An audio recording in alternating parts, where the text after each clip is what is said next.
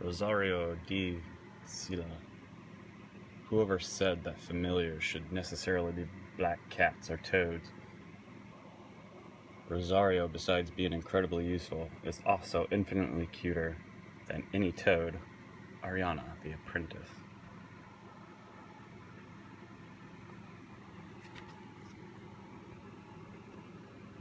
Hello geeks and gamers, Geek here with another random video. Today I will be continuing my School of Magic series. True power is knowing everything. The mages of the Omnia School are practical and versatile. Direct pupils of the last magister, who has now been disposed. These mages know the secrets of all of the 6 Black Rose primary schools. Their magic does not focus on a simple strategy, but pursues all ways. Eliminate opponents, destroy the lodge, complete quests, and gain power. Simplicity and effectiveness are the heart of this school. That ranges from starting fires to making one's opponents trapped. Nonetheless, mages who decide to specialize in this school must be very careful about what they learn, mastering all possible strategies and trying to pursue them at the same time. This school is only for great minds. The key elements of this spells: kill opponents, gain power points, cause instabilities, and do quests and events. Affinity with all schools, and the difficulty is low. And there's some more artwork of Ariana. The first spell we're going to take a look at is Rolling Poison on the straight side. As a combat spell, Element of Water. This is a target for yourself. Your next attack can place 2 instability in that room instead of inflicting damage. You may immediately move up to 1 space and do damage.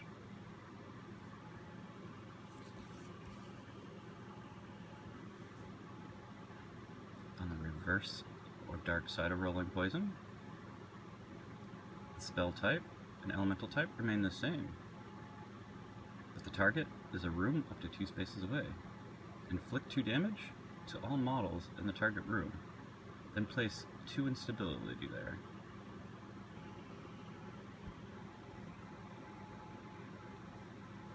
The next spell, Alter the Plot on the straight side. It is a contingency spell. The element type is magic, and the target is room up to 2 spaces away, and it's pretty straightforward. Just activate the target room twice. It doesn't specify that it cannot be used on the Black Rose room, so you may actually use this one to activate that room twice, and if you have the spells, that can allow you to get another forgotten spell. That's good for those mages with the super hand sizes. On the reverse side of it, the spell type and element remain the same, and so doesn't the target type. Modify the element of any 2 spells you have cast this turn, then gain 1 power point. This spell is useful when you're trying to complete quests or other things that specifically rely on you doing elements, or using elements, I should say. And if paired with the Elemental School of Magic, some of those require you to cast certain amounts of water or fire or earth spells for that one, for it to be more potent. So by using this one, you can actually change the element type of some of your other spells. That way you can have more combinations and spell types before you actually cast the elemental spell. Modified present and the past. On the straight side, it is a contingency spell, the magic elemental type, and it has a star for the target.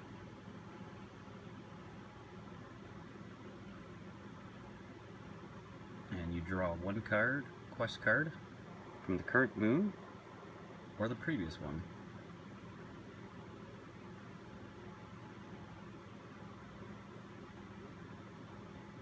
This allows you to get a second quest.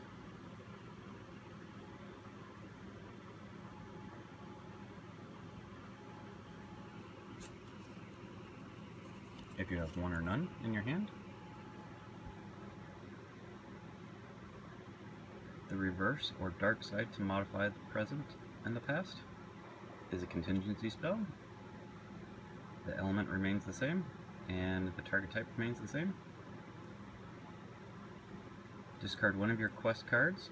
Look at the first two quests of the current moon. Draw one, reshuffle the other quest into that deck.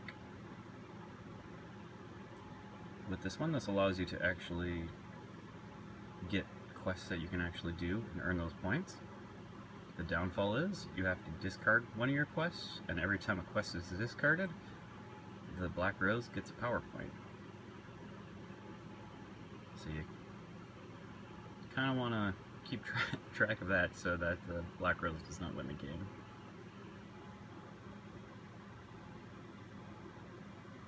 Magic Trapdoor. On the straight side, a contingency spell. The element type is any, and this is a self-target. Reveal one of your quests that has a room activation objective. You may shift to that room and immediately activate it.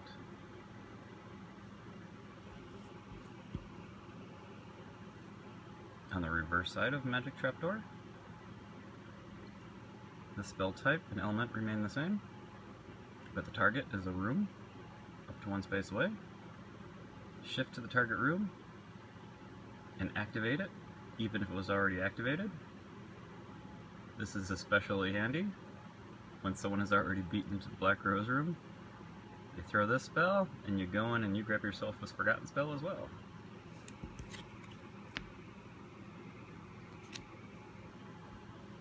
Ichabod, the Spoiled Cat. On the straight side, it's a combat spell. The element type of fire, and it is a target room up to 2 spaces away. Inflict 1 damage to all models in the target room. Then summon Ichabod in the same room. Ichabod may act immediately. On the reverse or dark side of Ichabod the Spoiled Cat, the spell type and element type remain the same. The target is anything in a room.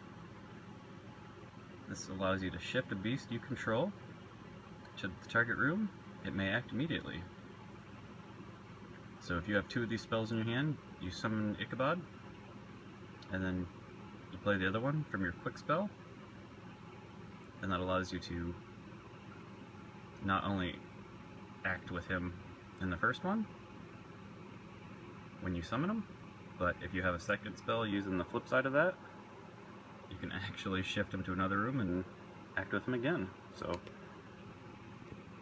Ichabod can actually activate 3 times, twice during activation as well as during the evocation phase. This also works for other beast type evocations. There's quite a few of them in the game. And here's Ichabod's evocation card, Ichabod the Spoiled Cat. He is a beast type. He has a movement of 2, an attack of 2, and a health of 2. Ichabod cannot be the target by room spells. So basically, any spell that has a room target type do not affect Ichabod. So when someone is nuking a room with an area effect fire spell or anything like that, Ichabod can basically stand on his little books and say, I'm immune, haha. But single target model spells can still affect him. Here he is. This is Ichabod. There's only one of these in your summon pool. So everyone fights over trying to get him onto the board.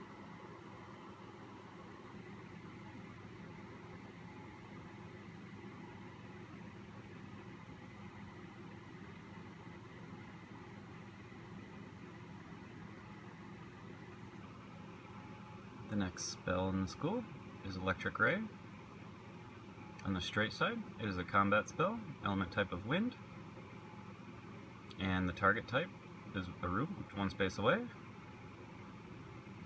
Inflict 3 damage to all models in the target room, then you may move 1 space.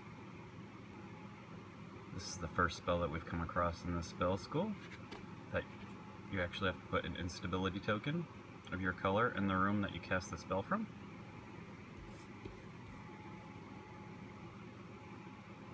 On the flip side of Electric Ray,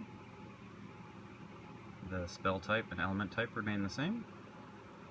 In this spell, target is 1 model up to 2 spaces away. This allows you to inflict 2 damage to the target model, and then inflict 2 more damage to a different model up to 1 space from yourself. Really good for spreading the pain. Chilling Grasp, the straight side of this spell, is a combat spell, element type of earth, and a model up to 3 spaces away. Inflict 2 damage to the target model. Pretty straightforward.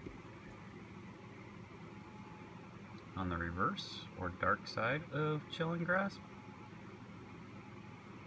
the spell type and element type remain the same, and it's a single model up to 2 spaces away. This side allows you to inflict 3 damage to the target mage. He or she then loses 1 power point. The next spell in this school is Bonehelm. On the straight or light side, it is a defense spell type, profane element type, and target is yourself. On activation, you ignore the next attack, so that'll be either from the mage or an evocation. Then you gain 1 power point. On the reverse or dark side of Bonehelm, the spell type and the element type and the target type all remain the same. And upon activation, it allows you to reduce the next damage suffered by 2. Then you gain 1 power point. So the next time you would receive damage, you can reduce it by 2. The next spell is Jester's Shoes. This is a room trap card. With this one, there is no straight, light, dark, or reverse side. It's all just one side, and to trigger the trap, you either trigger it from a blue room or it gets triggered from a green room. So if the top half is triggered, gain 1 power point, then the target mage moves 1 space under your control. So this one is triggered when a mage enters a blue room. The bottom half is triggered when a mage enters a green room. The target mage loses a physical action. Gain 1 power point if the target mage has no physical actions to lose. So either your opponent is going to lose a physical action, or you're going to gain a power point. The next spell in the school is Arcane Illusion. On the straight side is a contingency spell, an element of earth, and the target type is a room up to 2 spaces away. Gain 1 power point for each model in the target room, excluding yourself and your evocations. Maximum of 3.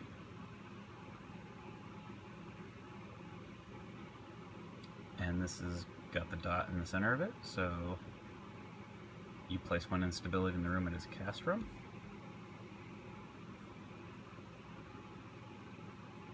On the reverse or dark side of this Arcane Illusion, the spell type and element type remain the same. The target is a single model up to 2 spaces away. Shift the target model to any room in the lodge and gain 1 point. This is a very fun spell to use, especially if you have control of Chrono out on the board. If you have this as your last spell in your spell slot 3 or 8, and the opponent that you target with this spell has no other actions left, you can shift them into the room to start the party with Chrono come evocation time. On the next spell in this school, it's Obscure Ray. On the straight side, there's a combat spell, Profane Element type, and it's a single model up to 2 spaces away. Inflict 1 damage to the target mage, then place 1 instability in his or her room for each evocation he or she owns. So by dealing 1 damage to them, if they have 3 evocations, that's 3 instability that gets placed in their room. Very good if you're going for room destruction. On the reverse, or dark side of Obscure Ray, the spell, element, and target type all remain the same. Inflict 2 damage to the target mage, then place 2 instability in the room of one of his or her evocations. This is similar to the other side, but this one, instead of the mage's room that gets the instability, it's one room with any of their evocations in it. That gives a little bit more variety when trying to damage certain rooms to get points. And the last spell in this school is Unstable Fire. On the straight side, or light side, it's a contingency spell, a fire element type, and a room target type up to 2 spaces away.